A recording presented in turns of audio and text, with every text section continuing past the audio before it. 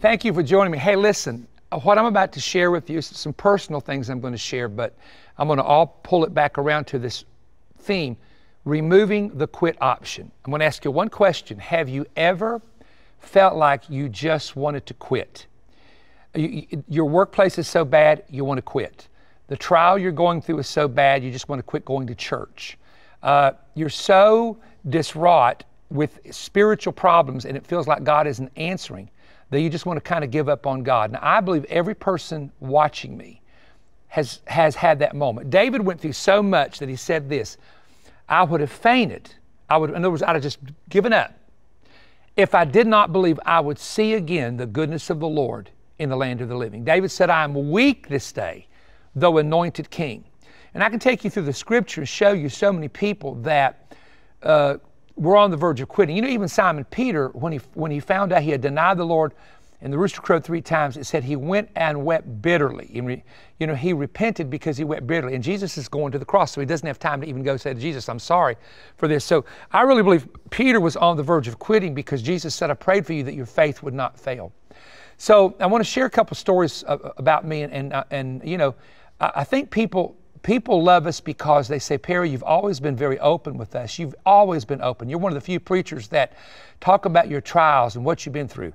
I went to counseling about 2 years ago. I don't remember when it was, month of May, June, sometime like that.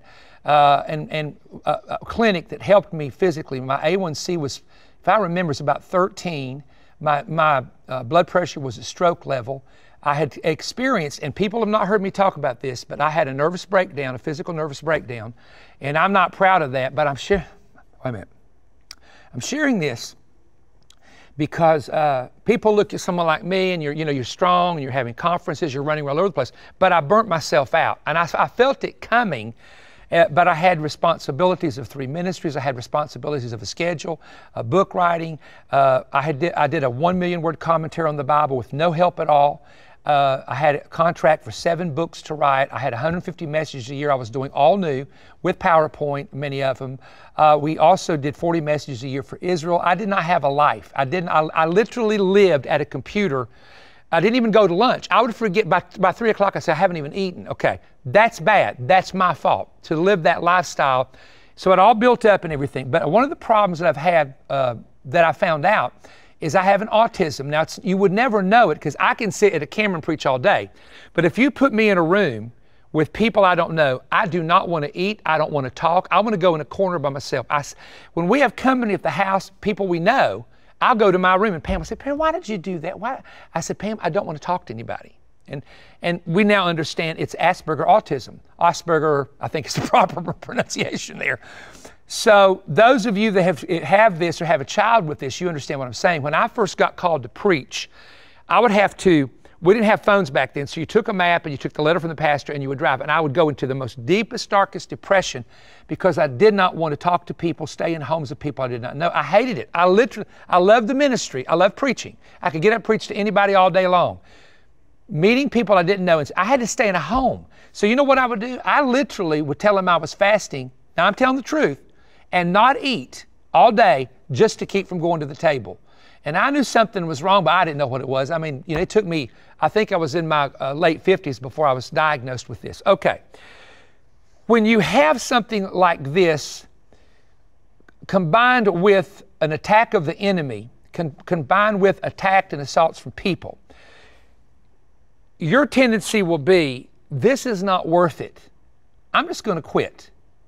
Now, I have never wanted to quit the ministry. And I have never wanted to quit God. I can tell you that. I've never had the desire to. But I have gone through things, even with people who consider themselves Christians, and you've done the same thing. Your local congregations, perhaps you've had something happen, people you work with that are supposed to be good people, and they may not be the same denomination of you. But I've gone through things in which I've said to myself, this ain't even worth it, man. I could do this, I could do that. I could, because I know a lot about Israel, take my test in Israel and be a travel agent in Israel and just go to Israel, a couple weeks out of the month. You know what? I would love that. That would be like a dream of mine. And I actually, some time back said, you know what? I can do this. Then the Lord began to reveal to me. He said, and He showed me the spirit behind it, and He showed me, and I started getting prophetic words from people who could see in the spirit world. And the word was this: there is a prince spirit that's attacking the ministry in Perry because he wants to silence Perry's mouth. Now, I got that word in Romania in 1992. My TV producer remembers the woman walking up to me in one church, and hours down the road walking up in a second church and saying she saw a spirit that had been shaken up that in the future was going to do these different battles. And it happened. Now, my point is this, that I preached a message many years ago called Removing the Quit Option. That in a Christian marriage, no matter what you go through, take the divorce option off the table. When you are a part of a church and they go through a trial or what looks like a split, but you know God called you to that church, don't quit. Hang in there, because it's not always going to be the marriage or situation is not always going to be the way it is. It's changeable. The church situation is not always going to be the way it is. It's changeable. That crazy husband's not always going to be the way he is. It's changeable. The children that you prayed about and nothing's happened, you're getting discouraged. Eventually, what you go to bed with one night, you can wake up the next day and God has intervened and you didn't even realize He was going to intervene. So the Lord reminded me and has reminded me of my message, Removing the Quit Option. And in this message, I won't go into the message itself, but in this message I show the different scriptures and things relating to that and how the plan of the enemy is to get you to quit. Now you listen to me. The devil will never win as long as you stand. Oh my Lord, I felt something right there. I hope you felt that. The devil will never win as long as you stand. But listen to what I'm about to say. Satan will win, and the battle you will lose if you quit. When Daniel was hindered and he was praying for 21 days, and the angel of God finally came after 21 days and said, your prayers have been hindered by a demon of the prince of Persia for 21 days. See, Daniel could have quit on day 20 and it would have stopped the breakthrough. He didn't quit. He was weak, tired, battling, didn't realize what was happening, and God showed him what it was.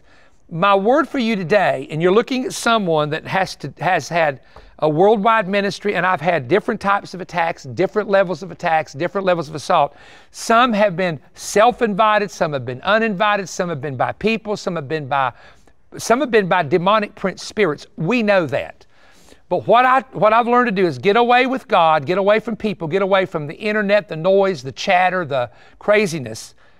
And I will just sit, or sometimes I'll just lay down and fold my arms and get along with God, pray in the Spirit till I get relief. And then I have to go and do that again sometimes a couple of days later. But I do believe with all of my heart what I'm about to tell you. If you will hold on and just don't give up, it's going to be tough, but don't give up. Eventually, you will see God's hand, and then it may be a month, a year, 2 years from now, it may be that long, but you will be able to stand and say, I have a testimony. And you know what a testimony is? You see the word at the front of it? Test. A testimony is something that you were tested by, and now you can speak that God has brought you through. That's my encouraging word for you today. Thank you for joining me. Now listen, you know this. There's always an offer. Maybe you've already seen this offer, but you don't know. Sometimes we throw up new ones. And you can order that. And also, don't forget, perrystone.org has a resource store that's incredible. Please go there. All of you watching me, perrystone.org, go and just skim through it. You wouldn't believe. I've written 100 books now. Some of them are out of print, but I've written 100 books. Some of you have never even seen the material. You've never seen the 150 audio CDs. You've never seen the 80 DVDs that we have. You don't even know the material. All you see is maybe the Manifest Telecaster or YouTube. But go to that, and we would certainly appreciate it. Please subscribe to the channel. We're adding about 8, I think, to 10,000 new people every month, and I certainly appreciate that. So bless you, and I hope this is a blessing. My new book titled The Visions contains specific details of visions and revelations involving future, both national and international events, from visions and encounters that I have recorded in my private journal. I've waited for the right prophetic season to disclose these warnings and events. God's word states that if spiritual watchmen do not warn the people of the danger they see coming, the watchmen will be held accountable for what happens to the people. After experiencing much inner conviction in my soul, I sensed it was the right time to pen what I and others have seen. Much of this book covers warning visions explaining what is coming and how to prepare. I've divided the visions into what was, what is, and what is to come. Here are some of the subjects I will cover in the book. Learn the 4 different types of spiritual visions. I explain ancient oracles exposing how leaders attempted to see the future. Visions of cities burning, both present and future, including New York City. My father's vision of a planned East Coast nuclear attack.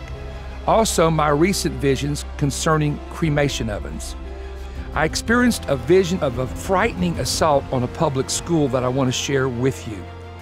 I have for many years experienced tsunami visions, and I've decided to release that information and include the locations that I have seen in those visions. There is a vision of a nuclear power plant that initiates a stock market crash. There's a vision of empty cities and empty streets that I believe is linked to the recent pandemic and possibly another pandemic coming. The vision of the 10-mile radius bioweapons attack on London, England. And also, I've seen in 3 different visions a strong earthquake impacting the Midwest, especially the St. Louis area. I also talk about the strange vision of 3 tornadoes that I believe cost Hillary Clinton her political future. I share a vision revealing future attacks on individual Christians and churches. I also talk about when political leaders and their administrations lose divine favor with God. I have a section where I talk about 2024 and beyond, and I've included what I believe to be an interesting historical parallel about a possible Trump second term. The coming revival through the lens of a camera.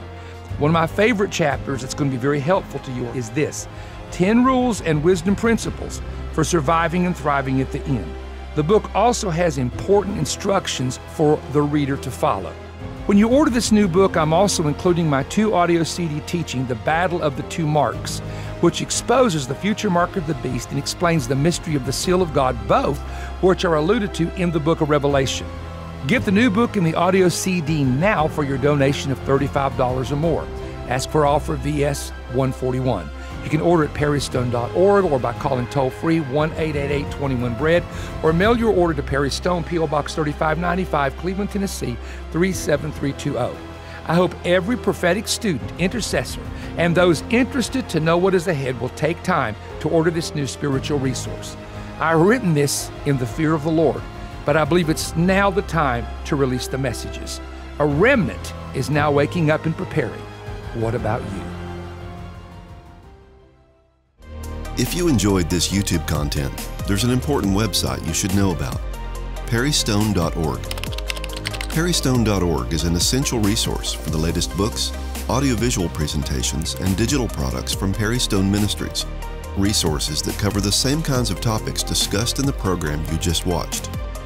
Stop in and see all that's available at perrystone.org.